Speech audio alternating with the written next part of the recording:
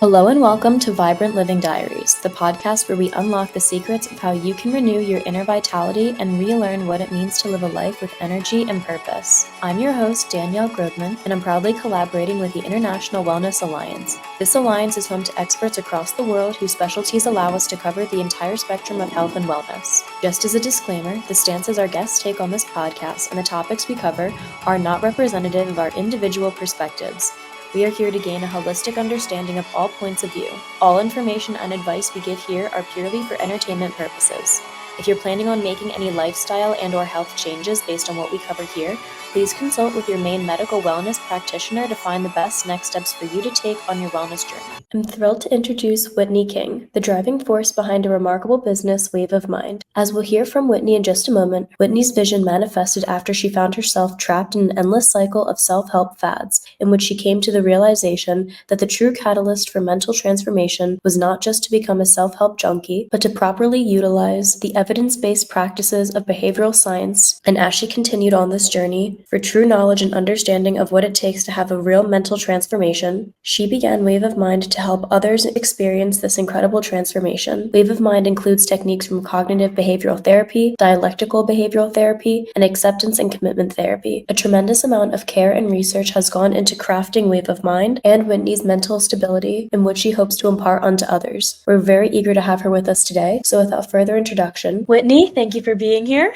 Danielle, thank you so much for having me. I think the way that I would want to kickstart this is to kind of ask you about the beginning of your journey. The last we spoke, you said you were almost falling into this cycle of like self-help, and it took you a little bit to get out of that. And I was very interested in kind of hearing about how you, A, got even into that point, and B, how you were able to realize that you were in that and how you could start to get out of it. Yeah, it's a great question. And essentially, the turning point for me, which propelled me into therapy, which propelled me into the business that I have now, was all of the self-help consumption and, commitment and trying everything and finding that no book or podcast or advice or really external source of quote unquote what I should be doing for my overall well-being could ever resolve the underlying feelings of self-doubt and challenges to my own worthiness and lack of sense of self. And so how I noticed that is because even though I was putting in so much effort to essentially quote unquote fix my anxiety and not be bothered by it, I had this impression that what I was experiencing was something that I could hustle my way out of. And I think that this is a pretty common experience from what I've learned through therapy and through working. Many of us experience this. And because I was still having panic attacks and I was succeeding in the career that I was in at the time, I couldn't figure out what it was that was causing the issues, even though externally I was doing quote unquote all the right things and succeeding externally. So I think for people who are wondering the thoughts that might sound like, what's wrong with me? Why are these things not working for me? Why is it that everyone else seems to be, absolutely relieved by X, Y, or Z program or product, but not me? That you're not alone, and that is something that is unfortunately far too common. And the real answer is that we have within ourselves wisdom that can guide us far better than any external source of advice. And I don't mean to say that we have to go it alone or that we don't seek resources and help, but that as we seek help and resources, we learn to build greater connection to ourselves and then learn to trust ourselves as we go about learning better ways to care for ourselves and our purpose and our mission and all of those things that really create so much fullness in our lives. So when it comes to how do we start the journey or wherever we are, the simplest answer is if we can pause to assess our current connection to ourselves, then we can better guide what steps to take next. And that's where I was about 10 years ago when I started therapy, and through 5 years of therapy was able to build this greater connection to myself and have this more expansive view on the world, and then create a wave of mind to make those tools that transformed my life more accessible to others. I love that. And I want to ask you a little bit more about something that you said that I thought was really interesting. It was a little while back, but you mentioned that you were hustling your way through mental wellness. And that's something that, I mean, it could be construed as a bit controversial because some people will think, well, what's wrong about wanting to constantly stay on my grind and make sure that I'm doing everything possible in order to stay,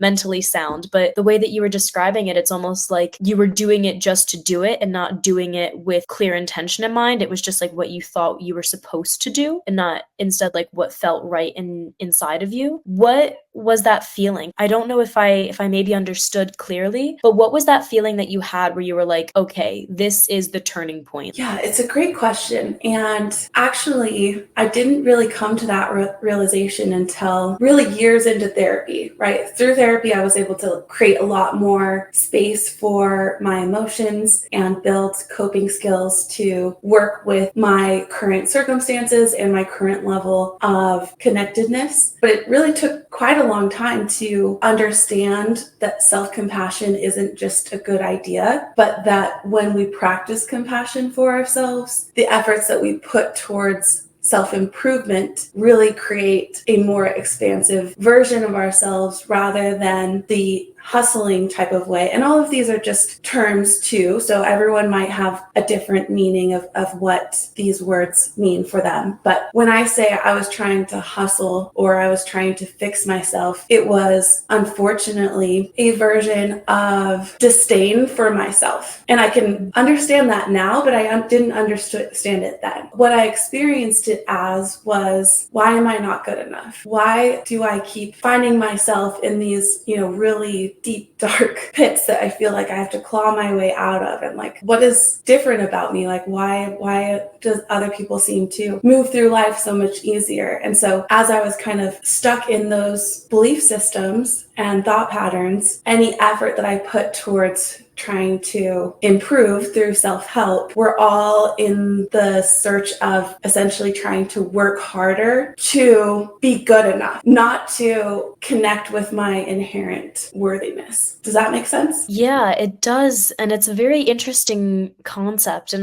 I'm curious to know how that all plays a role into Wave of Minds and how, that journey helped you as well. Because I'm sure as you developed this product, and we'll definitely get into it later, but as you developed it and as you've helped people with it, it also showed you more things that you needed to do to work on and how you could improve it. Yeah, absolutely. So just to kind of directly answer this question, self-compassion really is that missing piece for shifting into a place of more non-judgmental exploration, self-inquiry, and offering ourselves support as if we are our own mentor or guide or best friend. Every time we beat up on ourselves, that takes us further from where we really want to go. And so that's incorporated in our product, and there's also a myriad of other components to it. Would it be helpful to kind of share how we came to the product that we have now?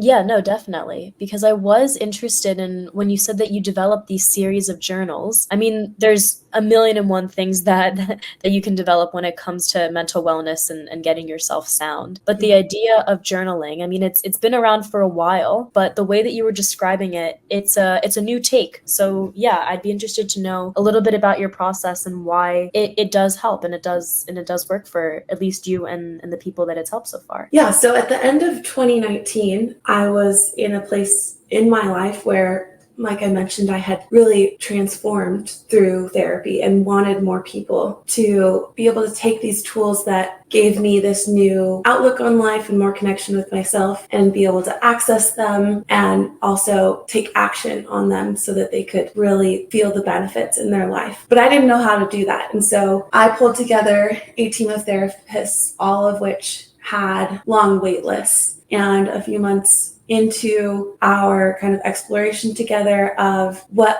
would a resource look like that would help people either prior to therapy or within therapy or after therapy to be able to practice and, instill some of these really foundational cognitive behavioral tools. And so we were working together in this way, and then the pandemic started, and of course the problem became even more apparent to us all. And really, we didn't know that we would be creating a journaling product, but as you mentioned, journaling's been around for a long time. And from a research standpoint, it's the most robust in terms of how we know its effect on our ability to get relief from even just the practice of reflection or even just brain dumping. But even more so when we write, we are able to access different neural pathways that connect memory and emotion and allow us to process even more effectively. And so in building on that, we added in a series of weekly lessons that include exercises, all of which build on each other so that these foundational skills can be learned and practiced and then fortified as new lessons and exercises are added. And so what that culminates in is a series of 6 journals over the course of 6 months that take people from a place of learning how to approach their emotions to self-acceptance and learning how to practice that. And over the course of this process, what makes it different is instead of us telling people or selling to people that we have the answers for them and that we've figured it all out, they just need to do it, as we say, right? Which sounds dramatic, but when we kind of boil down a lot of other messages from a lot of other places, they do often sound like that. But instead, what we're offering is this clinically informed structure, content, and methodology that allow people to practice consistently the research-backed tools that they can then apply to their own lives, and that through that practice, they get to derive insights and build skills for themselves such that they learn for themselves what is going to be most effective for them and how they can then apply these practices towards aligning their behavior with their values and where they want to go. And at the end of that 6 months, they have so much more, not only connection to self, but capacity to care for themselves such that they can then go in whatever direction with whatever tools are going to be best suited for them. But really, they're the only ones that can derive those answers, that we can't superimpose them on anybody because we don't have those answers for anybody else. I like your transparency with that, because so many people, when they look for, like new self-help methods, they always look for the guarantee that this is 100% going to work for you. You're going to be renewed. This is going to be transformative, and we have the magic pill. And what you're saying is that there is no magic pill, and it is not something that is, spontaneously going to happen overnight. It's something that they have to put in genuine work for. And you're also saying that it has this clinically proven aspect to it. And I do want to kind of touch on that, because a lot of people are in therapy and a lot of people are not in therapy. And the people that are in therapy are always really for it, and the people that are not in therapy are always really against it. But what about the specific therapeutic techniques that you had that helped you? Like, how did the therapy techniques that you learned when you were on your journey play a role into this series? And what can people take away from that? Because there are people out there that think that therapy doesn't really work. Yeah.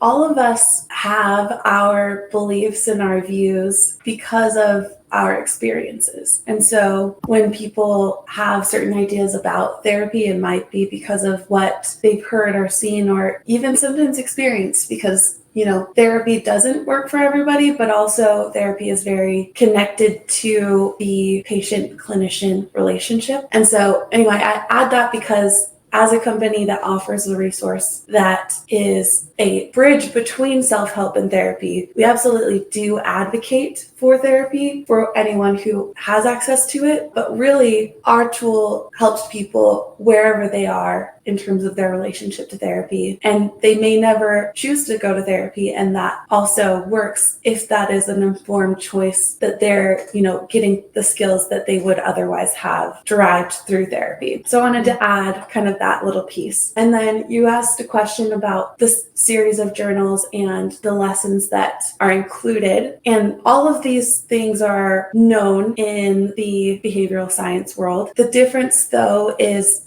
as I learned them through therapy, it wasn't really a linear or cohesive through line of the lessons that I learned and how I learned them, which I think is very normal and also still really important, right? Because as I was learning things about myself and applying them to my life and having new concerns and going back to therapy and continuing to learn new things, like not everything needs to be this kind of step by step. But what our series of journals does is make that process a little bit more discreet in terms of the tools that we need to learn first in order to be able to effectively practice the next level of self-connection, and also practices that build into leading towards, the goals that we have for ourselves. So would it be helpful for me to kind of share how the journals progress and what's included in them? Yeah, I think that would be good. And also just for people to understand, like if they are just in the beginning of their wellness journey and maybe they're a bit skeptical as to the whole, like why journaling is effective, why they need to take it seriously, kind of helping them maybe identify that first, I guess you can say like the first hurdle that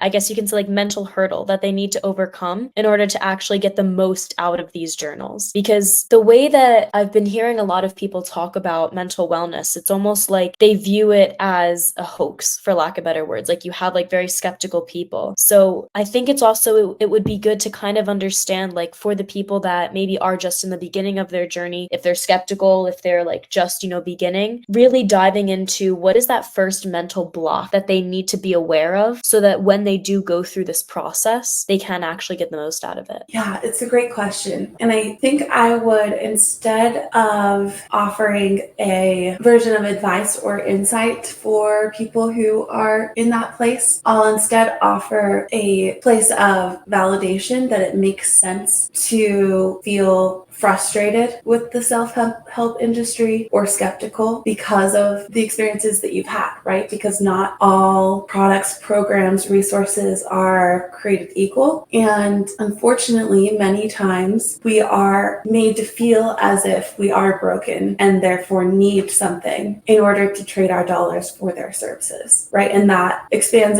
across so many sectors, not just self-help. So if you feel that way, that makes sense. And if you're interested in how to explore what will be helpful to you, what I would recommend is essentially a personal challenge, which I would say between 3 and 7 days. Challenge yourself to sit down wherever is comfortable for you. Could even be in your car for 10 minutes a day for those 3 to 7 days, and either write or speak into some sort of voice notes, whatever it is that comes to your mind. And the reason why I recommend this type of challenge is because I have seen this many a time, not only through our journals, but anecdotally myself and the people that we've worked with, that there's a lot more going on for us in our internal world than we are often conscious of. And so if we take time to really bring light to some of those thoughts, feelings, and experiences and release them, we are able to have a lot more insight for ourselves as to what exactly it is that we might want to reach out for help for, or things that we might not have even known were there. So my recommendation is to start with that challenge. And if you like this process of essentially non-judgmental reflection, our product might be a good fit for you because it takes that process and then adds in skills and learning and practices that you don't have to go research for yourself. Like we've done that work for you. You just have to show up for yourself 15 minutes a day. But you might also find that you want a very specific type of support that might be elsewhere, but you won't know until you take that time to explore within, and not just for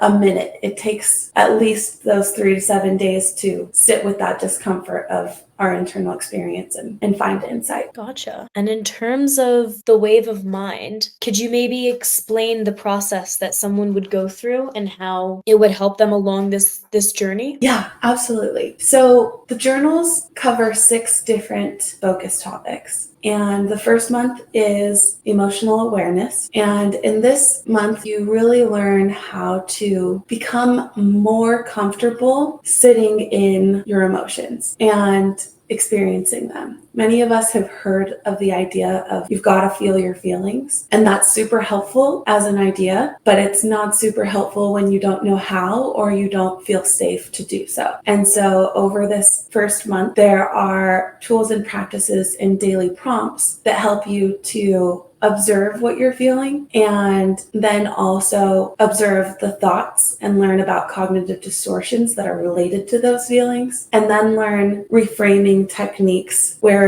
you begin to assess the limiting beliefs that might be tied to those thought patterns and those underlying emotions that might be contributing to your experience day to day. So that's really the first core one. And then I'll explain the others a little more quickly. The second is self-compassion, where you learn techniques to be able to apply the same type of love and care to yourself as you would to your friend, while also adding in more of the practices of getting comfortable with sitting with our emotions and challenging limiting beliefs. The third month is about core values, where you'll get to explore in a very contained way what it is you really value and ways to help align your behavior with those values. So a lot of times when we're anxious about an experience or sad or really any number of emotions that we might deem as,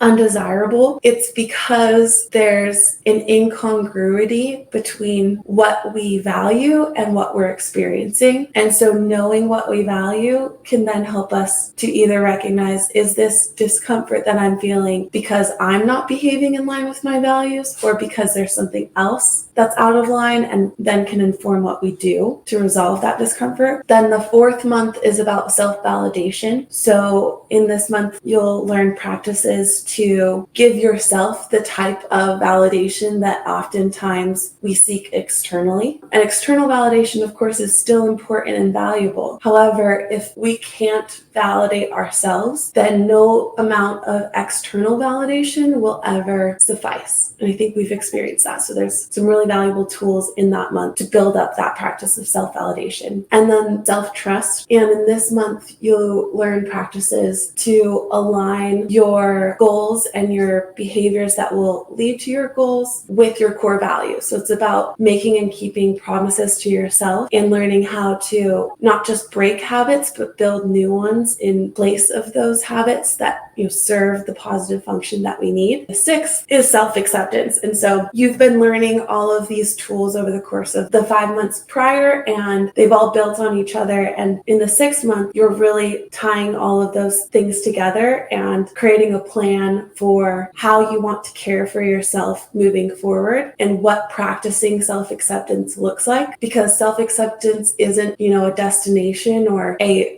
level of achievement. It is a practice that we can continue to show up for ourselves in order to expand and build upon. And so that is what's contained in the journals and what people can get out of it. That's really beautiful. And in terms of, I think it was the 4th, when you were talking about seeking external validation and learning how to kind of harbor it within yourself, just based on your experience and maybe the experiences of your clients, what is kind of the first step that people can take in terms of either coming to terms with themselves when it comes to if they need external validation, and what that signals in terms of childhood trauma or like repressed issues, anything like that? Yeah, it's a really good question. And when it comes to trauma, complex trauma specifically, a lot of us, even in our childhoods, may have experienced trauma in the form of disconnection from self. Dr. Gabor Mate talks a lot about this, so I recommend people who might be interested in the question of essentially, have I been traumatized, to go to his work, because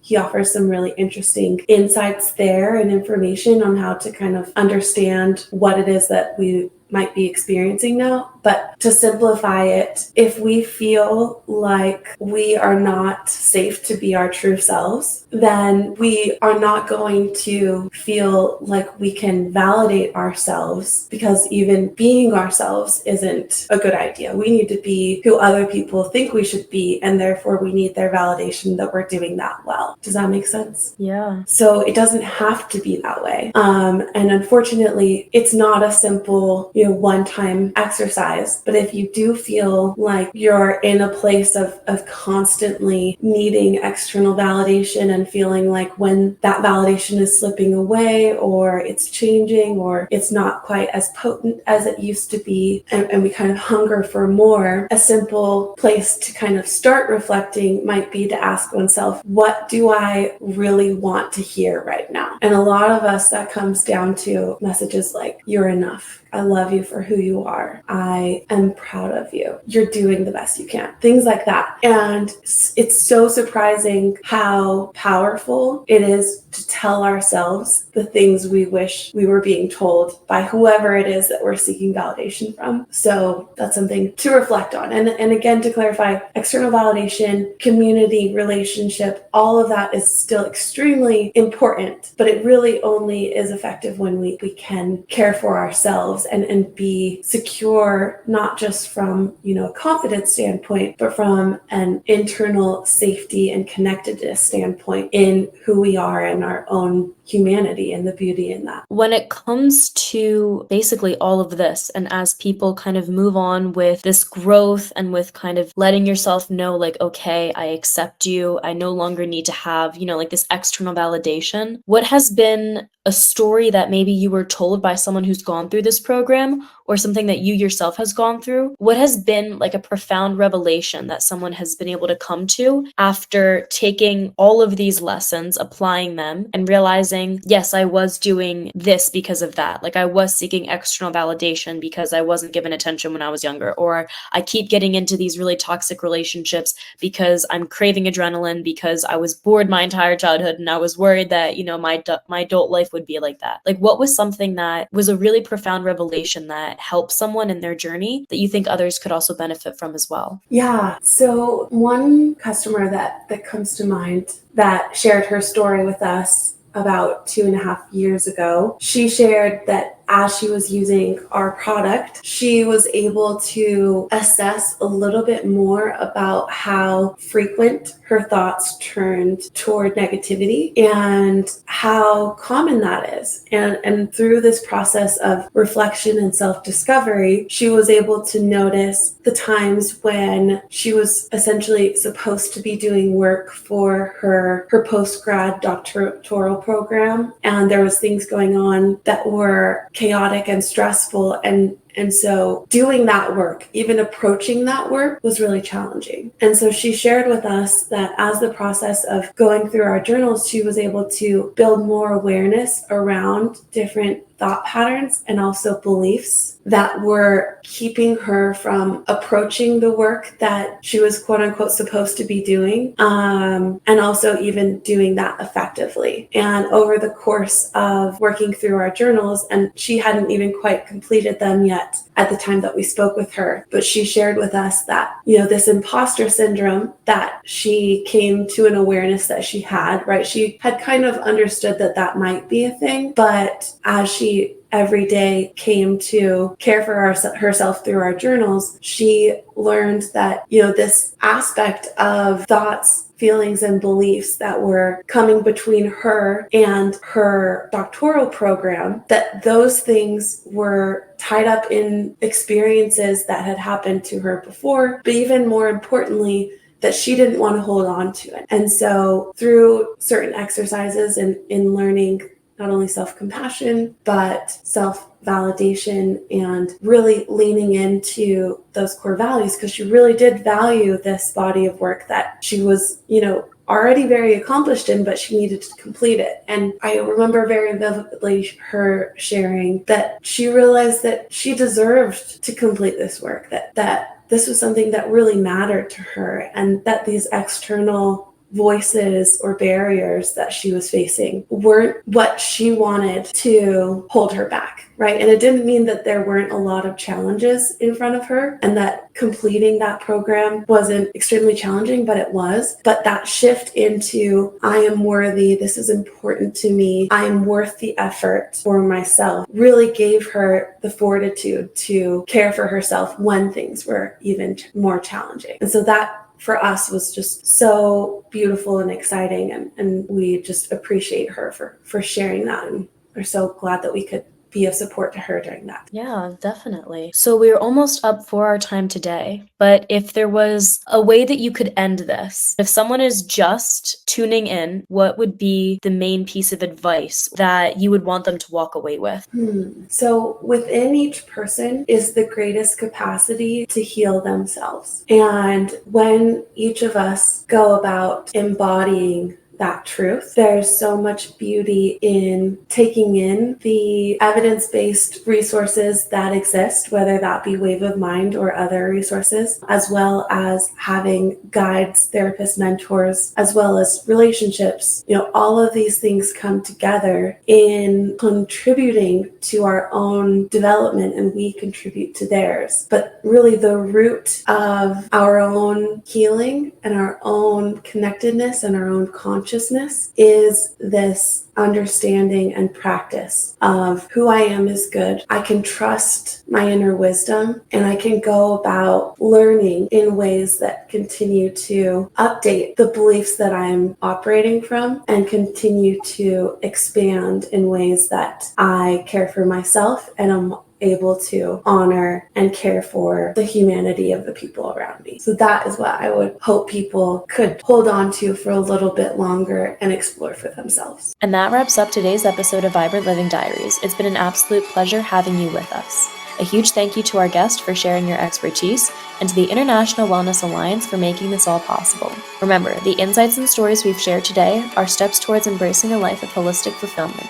and we hope that you've been inspired to take the next step forward in your own wellness journey. As always, we're eager to hear your thoughts and experiences. Connect with us on our social media platforms and share how you're integrating the knowledge gained here into your daily life. I'm Danielle Grodman and can't wait to continue this journey with you in our next episode.